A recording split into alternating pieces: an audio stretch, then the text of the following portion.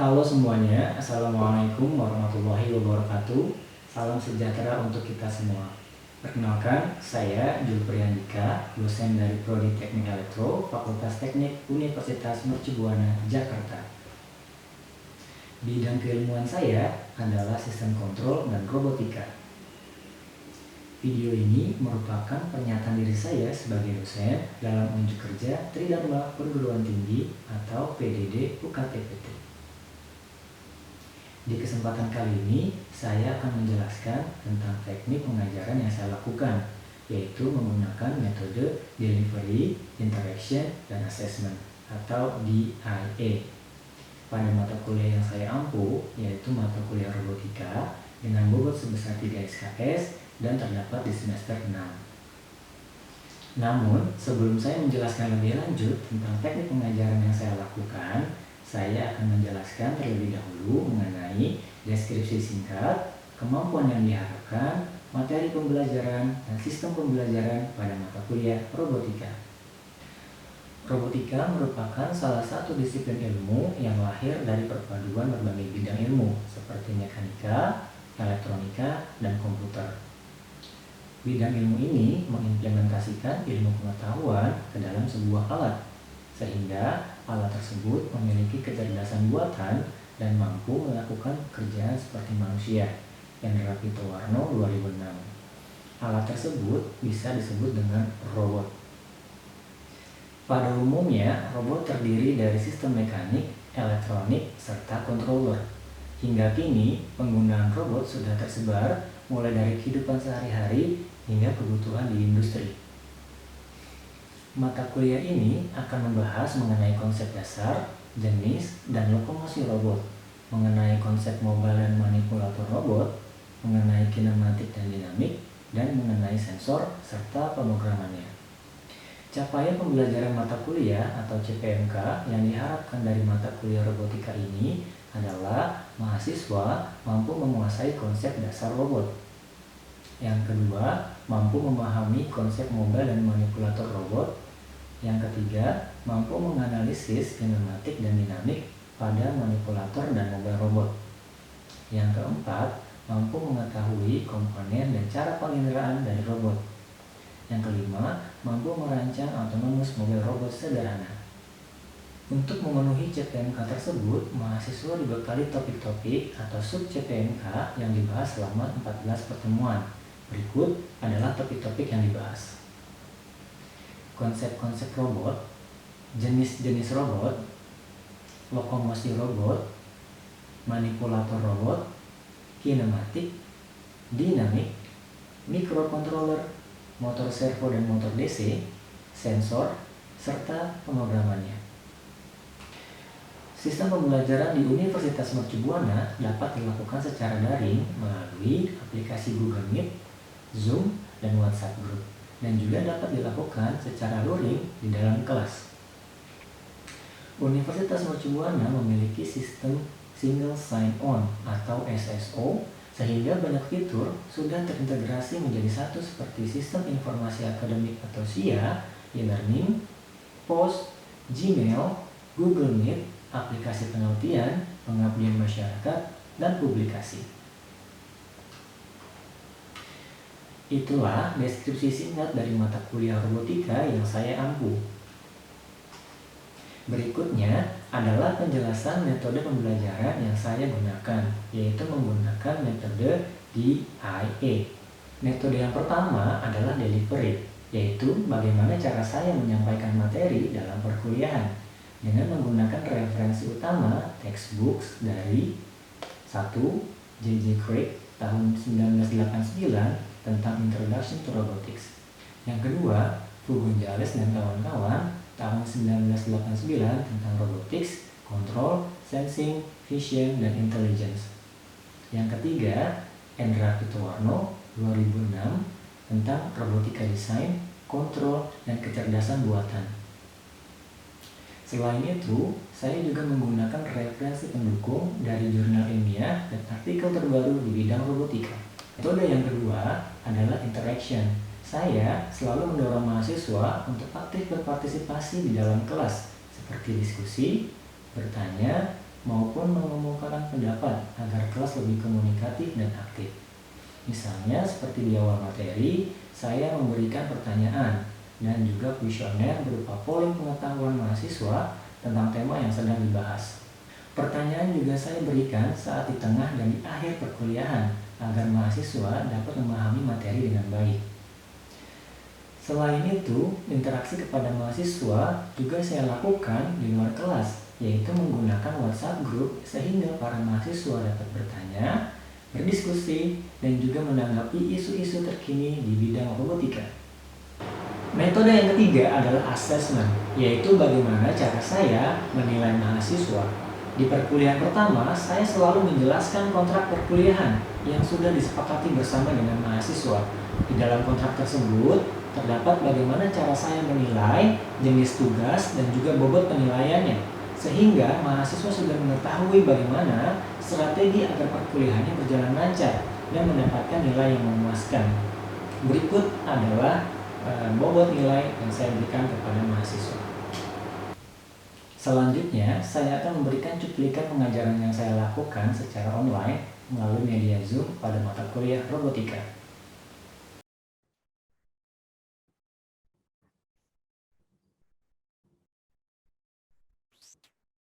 Apakah sudah terlihat? Ya, Pak. Ada ya?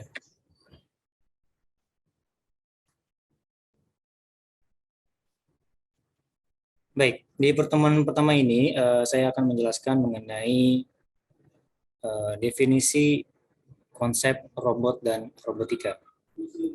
Baik, pendahuluannya adalah tentang definisi robot, kemudian karakteristik robot, klasifikasi robot, dan definisi robotika.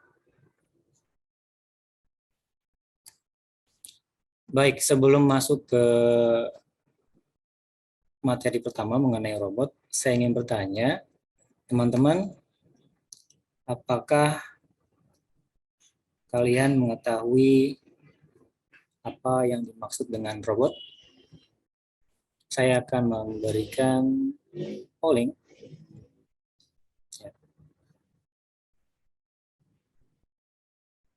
Apakah sudah muncul di layar kalian? Sudah, Pak. Sudah. Oke, baik. Silahkan diisi, teman-teman. Apakah Anda tahu mengenai definisi robot?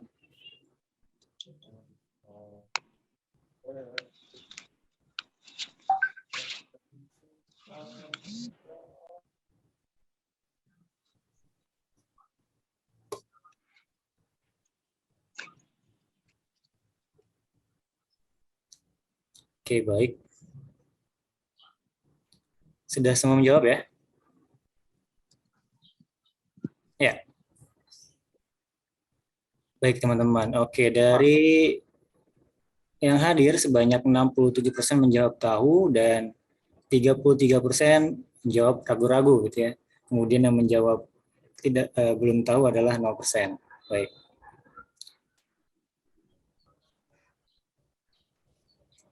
Share resultnya. Oke, ini hasilnya ya. Sudah tampil di layar kalian? Sudah, Pak.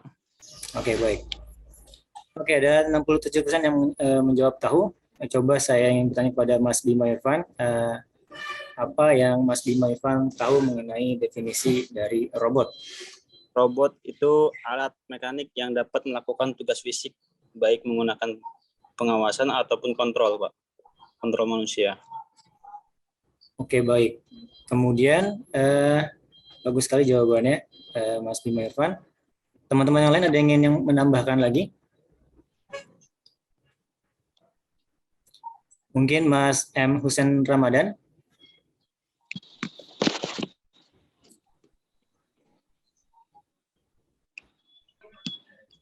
Silakan Mas Husen. Definisi robot ya Pak ya? Iya. Definisi robot suatu alat yang bisa mempermudah kegiatan manusia Pak. Suatu alat yang membantu atau mempermudah manusia gitu ya, untuk membantu manusia ya. Oke, baik. Betul Pak, betul Pak. Baik, terima kasih. Ada yang lain ingin menambahkan atau bahkan punya pendapat lain?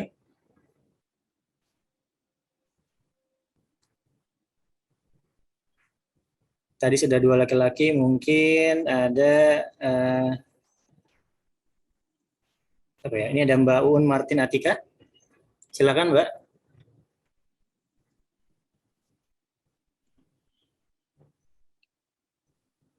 Oh, definisi robot ya, Pak? Iya. Robot adalah suatu perangkat yang bisa melakukan tugas berbentuk nyata ataupun tidak nyata yang dioperasikan dengan program berstruktur, baik dengan pengawasan dan kontrol. Wow, oke. Ada lagi? Baun, oke, baik, terima kasih. Oke, tadi terima kasih Cukup, Mas Pak. Bima Irfan, Mas M. Hussein dan Mbak Un Martin Atika ya. Oke, baik. Bagus sekali jawabannya. Sebelum kita menjawab apakah itu robot, saya ingin menunjukkan sebuah gambar. Ini gambar apa, teman-teman? Robocop. Robocop. Apakah ini robot? Poster film Pak ya? Poster film, oke, baik. Kemudian yang lain, apakah ini termasuk robot, teman-teman? Bukan Pak, cuma seragamnya doang itu Pak. Oke, Tapi seragamnya aja. Oke, baik, terima kasih Mas. Kemudian gambar yang kedua, apakah ini termasuk robot? Robot. Ya. Robot ya? Dari Ya. apanya? Dari matanya, poster tubuhnya. Dari mata dan postur tubuh ya. Oke, baik. Kemudian gambar yang ketiga, apakah ini sebuah robot atau adakah robot di gambar ini? Ada Pak, robotnya ada Pak, cuman tidak semua robot. Tidak semua robot ya. Oke, baik. Ya, ini adalah semua gambaran dari film robot ya, tapi ini adalah semua fiksi. Baik. Berikutnya, ada gambar lagi. Apakah ini? Apakah benda ini?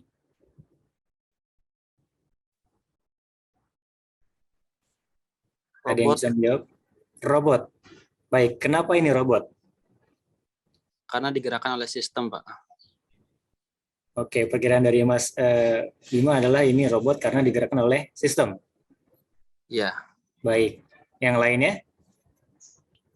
Ada yang ingin menambahkan atau punya pendapat lain, teman-teman? Mungkin siapa yang ada di sini ya? Mas Noval Marzuk, mungkin punya pendapat lain, Mas? Halo, Mas. Ya Pak, halo Pak. Ya. Apakah Ya, gambar halo. ini? Ya, halo. Bisa berikan pendapatnya, Mas, tentang gambar ini? Mungkin yang lainnya, Mas Anas Muntaha atau Mbak Sandra Sari, silakan. Ya, halo Pak. Ya, gimana Mas Anas?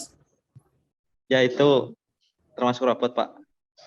Karena dia terprogram digerakkan oleh controller dan diprogram Pak. Kayaknya itu humanoid robot bukan Pak? Humanoid robot, ya baik. Terima kasih Mas Anas jawabannya. Oke. Oke, ini saya jelasin dulu ya. Jadi di sini adalah sebuah benda, saya menyebutnya sebuah benda, yaitu Tokyo Robot Cafe offers new spin on disability inclusion ya. Jadi ada sebuah cafe di Tokyo, namanya Michio Imai ya, menyambut pelanggannya, tapi tidak secara langsung ya. Dia berada ratusan kilometer jauhnya dari kafenya. Jadi ini adalah sebuah benda yang dapat melayani pelanggan atau pengunjung, tapi tidak secara langsung gitu ya. Jadi benda ini dikontrol oleh pelayan lainnya yang berada jauh dari kafe tersebut. Oke, nama benda ini adalah Orihime ya. Terdapat kamera, mikrofon, speaker dan lain-lain, sehingga benda ini dapat berinteraksi dengan pelanggan atau customer lainnya. Nah, di sini disebut sebuah robot. Berikutnya, ada gambar lagi. Ada yang mau memberikan pendapatnya? Benda apakah ini? Mungkin Mas Bima Irfan lagi. Robot bisa dijalankan dengan roda ya Pak ya? Robot yang bisa dijalankan dengan roda. Oke, baik. Yang lainnya? Robot tanpa awak, Pak. Robot tanpa awak. Oke. Robot yang digerakkan dengan roda tanpa awak. Kemudian, ada lagi? Mobile robot, Pak. Mobile robot. Baik. Tanpa awak, digerakkan dengan roda, mobile robot. Baik. Ini adalah sebuah benda ya, yang dikeluarkan oleh Panasonic yang bertujuan untuk pelayanan ya dari rumah ke rumah gitu.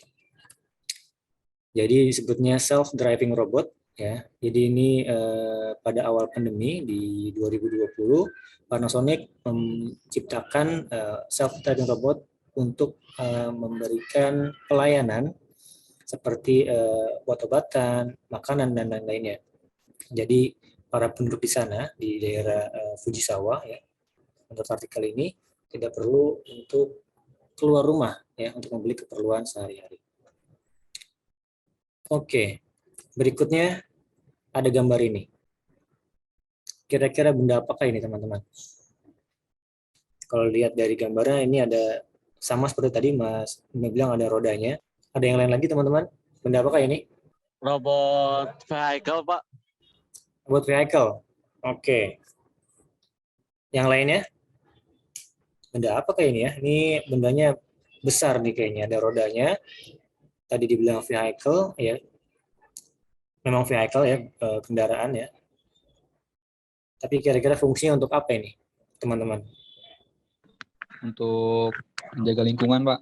Menjaga lingkungan. Baik. Ada yang lain? Oke, robot besar ini tadi ada yang berpendapat bahwa tujuannya adalah untuk menjaga lingkungan. Coba kita lihat. Oke, di Juni 2021 ya dari artikel The Conversation, ini adalah disebutnya robot farmers ya. Robot yang digunakan untuk membantu para petani. Membantu apa? Ya. Di sini disebutkan treating plant disease in field and glasshouse. Jadi untuk membantu merawat tanaman di rumah kaca, kemudian bisa mapping terrain, packing, ya, memetik buah, dan juga providing logistical support untuk para pekerja atau para petani yang berada di lapangan. Informasi bahwa a scene from the play ya, showing 3 robots. Ya. Kalau kita lihat di sini ada 3 orang ya di sebelah kanan. Ya. Itu dibilangnya robots ya, karena mereka sepertinya ya di gambar ini melakukan kerja paksa ya oleh mungkin tuan tanah atau orang-orang pada zaman dahulu ya. Oke, robot adalah dari beberapa definisi. Yang pertama saya ambil dari Kamus Webster, yaitu peralatan otomatis yang mengerjakan tugas yang biasa dilakukan oleh manusia. Di sini saya garis bawahi peralatan otomatis dan mengerjakan tugas. Kemudian pengertian yang kedua saya ambil dari Kamus Oxford, sebuah mesin yang mampu melakukan serangkaian tugas rumit secara otomatis, terutama yang diprogram oleh komputer. Saya beri tanda lagi tugas rumit secara otomatis. Kemudian yang ketiga, saya ambil dari Robot Institute of America. Mereka bilang bahwa sebuah manipulator multifungsi yang mampu diprogram, didesain untuk memindahkan material komponen alat atau benda atau khusus lainnya melalui serangkaian gerakan terprogram untuk melakukan berbagai tugas. Intinya membantu gitu ya. Jadi saya bawahi dapat memindahkan, kemudian melakukan berbagai tugas. Yang terakhir saya ambil dari ISO 8373. Di sini didefinisikan bahwa robot adalah sebuah manipulator yang terkendali, multifungsi, dan mampu diprogram untuk bergerak dalam 3 aksis atau lebih yang tetap berada di tempat atau bergerak untuk digunakan dalam aplikasi otomasi industri. Jadi saya garis bawahi terkendali, multifungsi, dan mampu diprogram. kemudian berada di lingkungan otomasi industri.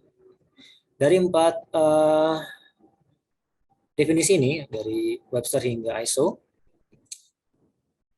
yang saya tandai warna merah, yaitu ada mengerjakan tugas, kemudian tugasnya juga rumit secara otomatis, memindahkan suatu material atau komponen, melakukan berbagai tugas, kemudian sebuah manipulator yang terkendali, multifungsi, dan mampu diprogram dalam aplikasi otomasi industri. Ini adalah kata-kata yang saya tandai ya sebagai keywords-nya. Jadi dapat disimpulkan bahwa untuk robot ini keywords-nya adalah dapat memperoleh informasi dari lingkungan. Gitu ya. Jadi robot ini punya suatu benda di tubuhnya ya yang disebut dengan sensor. Itu digunakan untuk memperoleh informasi dari lingkungannya. Kemudian robot itu dapat diprogram. Robot dapat melaksanakan beberapa tugas yang berbeda. Robot dapat bekerja secara otomatis ya. Kemudian cerdas tentunya atau intelligence. Dan salah satu pengaplikasiannya digunakan di industri ya. Ini adalah keywords yang saya ambil dari 4 definisi tadi. Oke. Robot, jadi robot itu adalah gabungan dari sense, think, dan act ya. Jadi robot punya sensor, bisa merasakan atau mengambil informasi dari lingkungannya, kemudian dia diolah datanya ya di dalam mikroprosesornya atau mikrokontrolernya, kemudian diberikan ke bagian aktuator yang penggerak untuk melakukan aksi. Kemudian karakteristik robot, menurut Prof. Jatmiko dari Universitas Indonesia di tahun 2012 melalui bukunya, terdapat 4 karakteristik dasar yang harus dimiliki oleh setiap robot modern. Ya. Oke, yang pertama adalah power atau sumber daya. Sumber tenaga untuk menggerakkan komponen elektrik dan mekanika yang terpasang. Tentu ya jelas semuanya perlu sumber daya sebagai penggerak. Kemudian yang kedua adalah sensor. Sensor ini alat yang bisa mengambil informasi dari lingkungan sekitarnya. Ya, kalau manusia ini adalah panca inderanya. Ya.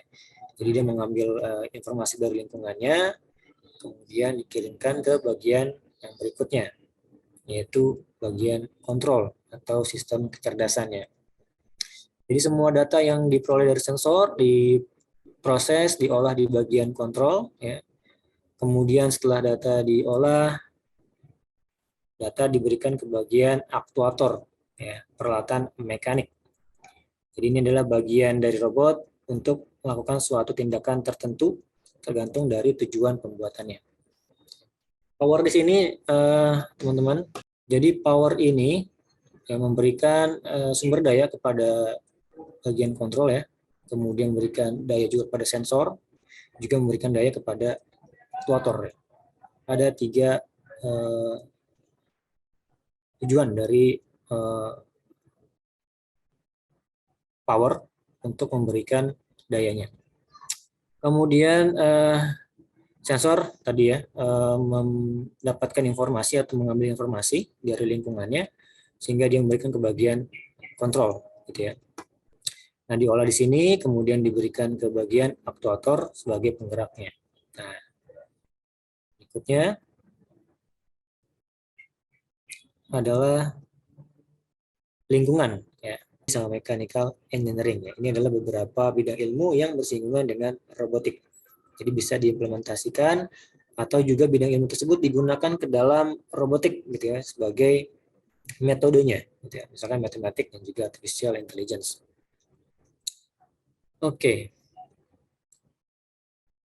Ini adalah kelebihan dan kekurangan dari adanya robot di dunia ya.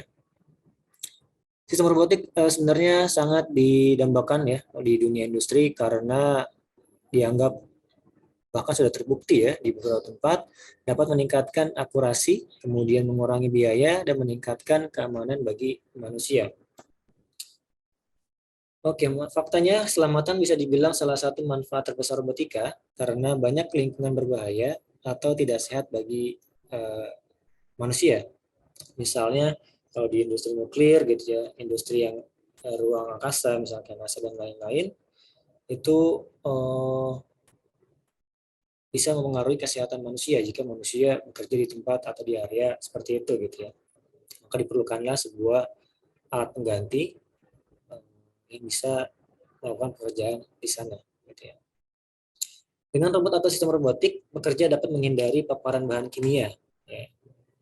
Tadi saya bilang bahwa alat tersebut bisa menjadi pengganti ya, sehingga manusia dapat terhindar dari bahaya. Kemudian juga bisa membatasi risiko kesehatan psikososial dan juga ergonomis.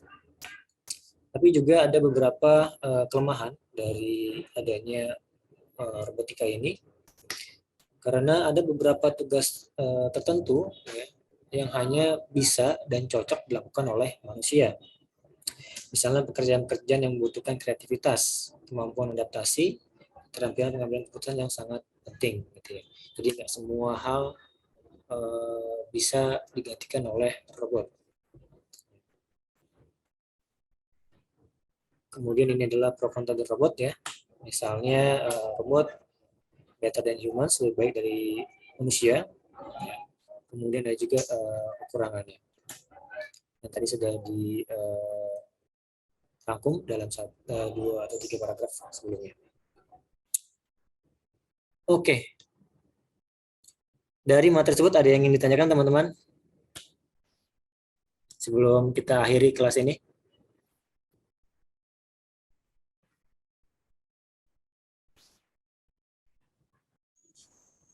Dari saya cukup, Pak. Cukup ya? Oke, baik. Yang lainnya?